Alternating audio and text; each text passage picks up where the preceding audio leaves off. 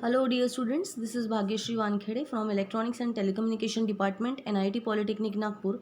Welcomes you all for the lecture number 1, Classification of Pulse Modulation of the second unit, that is Pulse Code Modulation Techniques, from the subject Digital Communication System, whose subject code is 22428.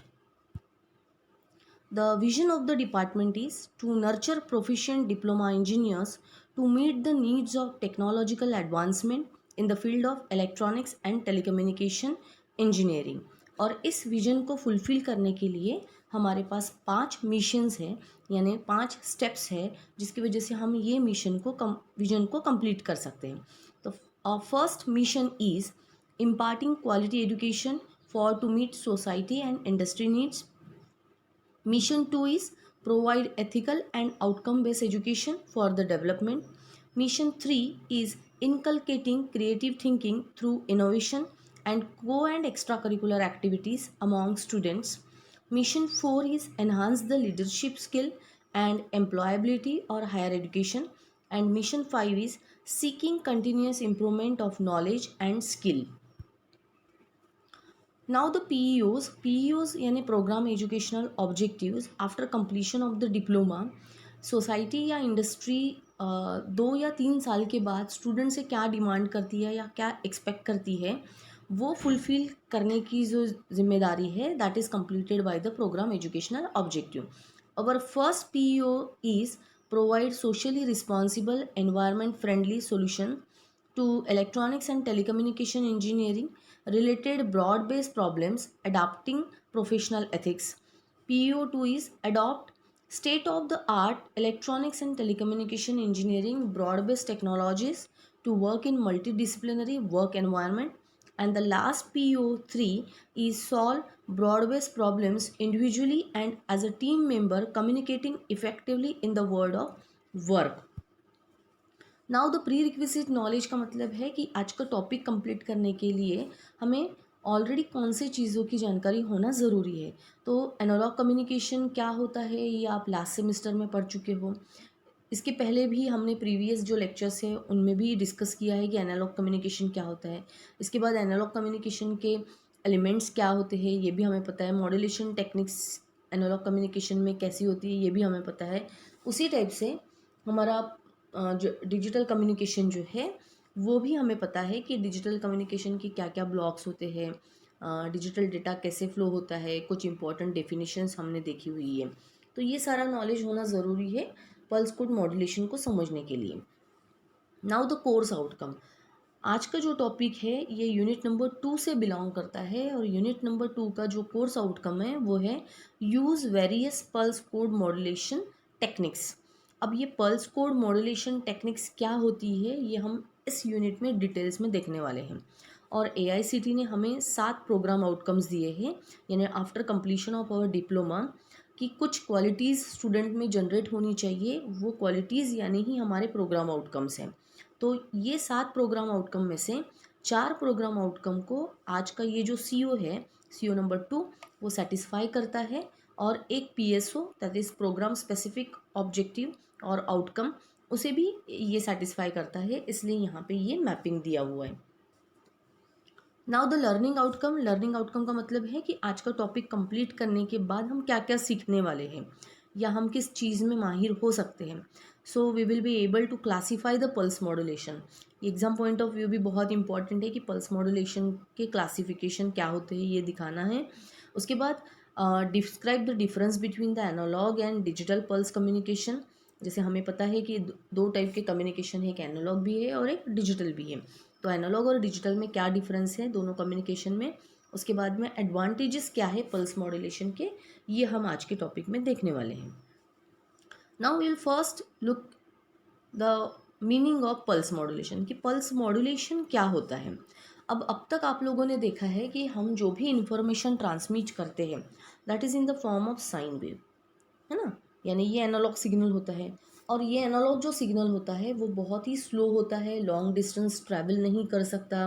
और long distance में उसको भेजने के लिए हम उसे help लेते हैं कैरियर सिग्नल की, जो बहुत ही फास्ट सिग्नल होता है, हाई फ्रीक्वेंसी वाला सिग्नल होता है. ऐसे कैरियर सिग्नल की हम हेल्प लेते हैं। लेकिन एनालॉग कम्युनिकेशन जब जब हमने पढ़ा है प्रीवियस सेमेस्टर में, तो उसमें हमारा इंफॉर्मेशन सिग्नल भी साइन वेव होता है और हमारा कैरियर सिग्नल जो था वो भी साइन वेव ही था, लेकिन विथ हाई फ्रिक्वेंसी वाला साइन वेव था जिसे हम कैरियर सिग्नल कहते हैं। लेकिन जब हम बात कर रहे हैं पल्स मॉड्यूलेशन की, और जो कि ये सब्जेक्ट है डिजिटल कम्युनिकेशन, कुछ ना कुछ तो डिफरेंस होगा।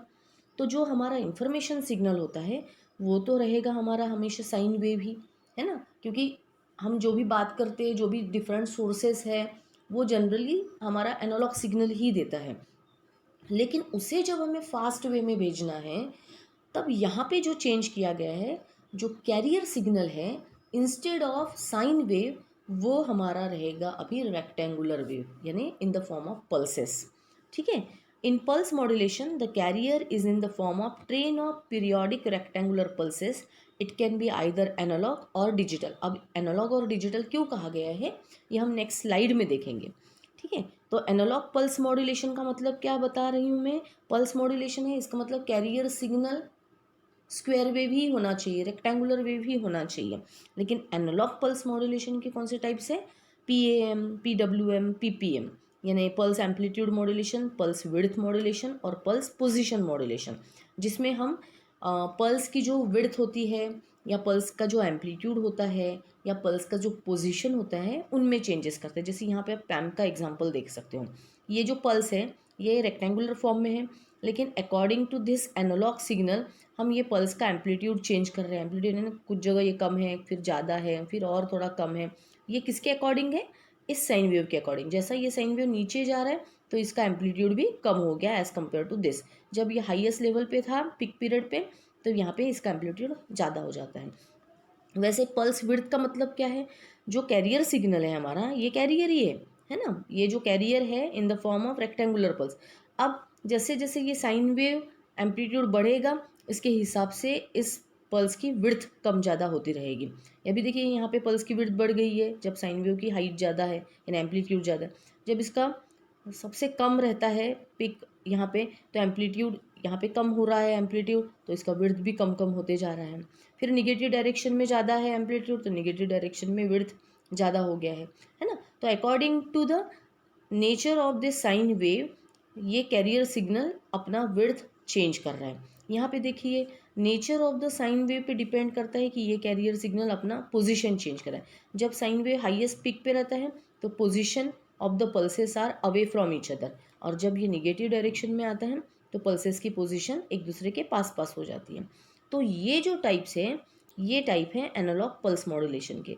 लेकिन डिजिटल पल्स मॉड्यूलेशन में जो टाइप्स दिए गए हैं वो है PCM, that is pulse code modulation, delta modulation और एडाप्टिव डेल्टा मॉड्यूलेशन।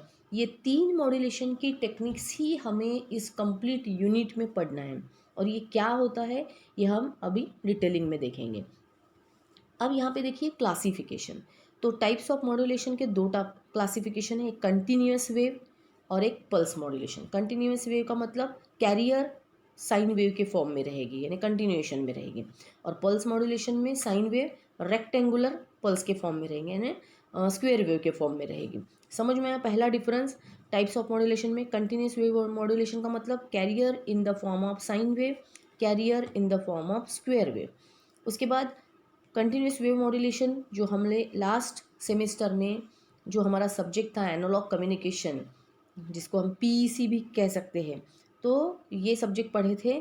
तो इसमें एम्पलीट्यूड मॉड्यूलेशन क्या होता है, एंगल मॉड्यूलेशन क्या होता है। एंगल मॉड्यूलेशन के दो टाइप थे, फ्रीक्वेंसी मॉड्यूलेशन और फेज मॉड्यूलेशन, ये ऑलरेडी हम पढ़ चुके हैं।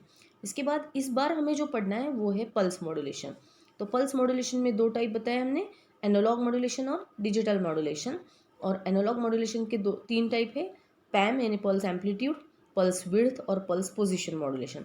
लेकिन डिजिटल मॉड्यूलेशन के पल्स कोड मॉड्यूलेशन है, डेल्टा मॉड्यूलेशन है, और एडवांस जो है वो है एडाप्टिव डेल्टा मॉड्यूलेशन। तो इसके बाद में हम मेन डिफरेंस देखेंगे कि एनालॉग कम्युनिकेशन और डिजिटल कम्युनिकेशन में क्या डिफरेंस है। तो in analog pulse communication the information is transmitted in the form of change in amplitude, width और position of a rectangular carrier pulse, जो अभी हमने प्रीवियस डायग्राम में देखा। एनालॉग मॉड्यूलेशन में क्या होता है, एनालॉग पल्स में जो रेक्टेंगुलर कैरियर होता है उसकी या तो एम्पलीट्यूड चेंज होगी, या तो विड्थ चेंज होगी, या तो पोजीशन चेंज होगी। लेकिन ट्रांसमिटेड सिग्नल जो रहता है वो स्टिल एनालॉग फॉर्म में ही है अभी भी, यानी कंटिन्यूएशन में चेंज हो रहा है। लेकिन डिजिटल पल्स कम्युनिकेशन में क्या होता है, the information is transmitted in the form of codes, it is not in the form of width, amplitude, frequency, इसका कोई संबंध नहीं, लेकिन इसमें कोड्स के फॉर्म में, और code words are form by grouping the digital pulses. In digital pulse communication we do not change amplitude, frequency और phase of the transmitted signal, यानी एम्पलीट्यूड भी चेंज नहीं होती, फ्रीक्वेंसी भी चेंज नहीं होती, और फेज भी चेंज नहीं होता। लेकिन ग्रुपिंग, अलग अलग डिजिटल पल्सेस के ग्रुपिंग करने के बाद जो कोड वर्ड क्रिएट होता है उसे हम भेजते हैं, और उस भेजने को ही हम पल्स मॉड्यूलेशन या पल्स कम्युनिकेशन कहते हैं। The transmitted signal is a digital signal that is in the form of 101010, जैसे हमने पहले यूनिट में भी देखा कि एरर कैसे क्रिएट होती है, तो उसमें हमारा डेटा कौन से फॉर्म में था, डिजिटल फॉर्म में था, 1010 के फॉर्मेट में था। लेकिन ये 1010 कैसे आता है ये अभी हमें पढ़ना है, ये पूरे नेक्स्ट वाले यूनिट में। इसके बाद में एडवांटेजेस क्या है पल्स मॉड्यूलेशन के। It is possible to implement digital modulation such as PCM, delta modulation and adaptive delta modulation. The performance of all the pulse modulation scheme except PAM in presence of noise is very good. जहाँ पे भी amplitude से related कोई भी बात होती है, noise का इफेक्ट सबसे ज़्यादा होता है, यानी उसमें एरर्स सबसे ज़्यादा आ सकते हैं। अदरवाइज नॉइस कम, बाकी सभी कम मॉड्यूलेशन में कम इंट्रोड्यूस होता है। Due to better noise performance, less amount of signal power is sufficient to cover a large area for communication. अब आपको समझ में आया तीसरा पॉइंट कि इसका नॉइस परफॉर्मेंस बहुत अच्छा है, यानी एरर जल्दी इसमें इंट्रोड्यूस नहीं होते। इसका मतलब ही सिग्नल पावर अगर कम भी है तो भी इसमें नॉइस इंट्रोड्यूस नहीं होगा, इसकी वजह से लार्ज डिस्टेंस में भी हम कम्युनिकेशन कर पाते हैं। Due to better noise performance and requirement of smaller signal power, the pulse modulation is most preferred for the communication between spaceship and earth। अब आप देखिए सैटेलाइट कम्युनिकेशन स्पेसशिप में है ना, स्पेस में है, इतने दूर से अर्थ तक यानी धरती तक का जो डिस्टेंस है, ये लॉन्ग डिस्टेंस इसी वजह से पॉसिबल हो पाया क्योंकि हमने डिजिटल कम्युनिकेशन अप्लाई करना शुरू कर दिया। अगर हम एनालॉग कम्युनिकेशन में ही अटके हुए रहते थे तो शायद एरर्स की वजह से, नॉइस की वजह से हम इतना लॉन्ग डिस्टेंस कम्युनिकेशन नहीं कर पाते थे। Now we can summarize this topic. From the topic we came to know about the basic difference between analog and digital pulse communication. Analog में कैरियर सिग्नल साइन वेव के form में होता है और डिजिटल में कैरियर सिग्नल रेक्टेंगुलर पल्स के form में होता है। एनालॉग पल्स मॉड्यूलेशन के 3 टाइप बताए, PAM, PWM, PPM, और डिजिटल पल्स मॉड्यूलेशन के PCM, DM और एडाप्टिव डेल्टा मॉड्यूलेशन। फिर हमने डिफरेंस देखा एनालॉग और डिजिटल पल्स कम्युनिकेशन का। उसके बाद में हमने पल्स कम्युनिकेशन के एडवांटेज देखे कि नॉइस इम्यूनिटी बहुत ज़्यादा होती है, नॉइस का इफेक्ट ज़्यादा नहीं होता है, सिग्नल पावर कम भी रहा तो भी हम लार्जर डिस्टेंस ट्रैवल कर सकते हैं या लार्जर डिस्टेंस का कम्युनिकेशन कर सकते हैं। So thank you so much student for watching this video, and in the next lecture we are covering the most important part of this unit, that is sampling process and theorem, aliasing effect. Thank you so much.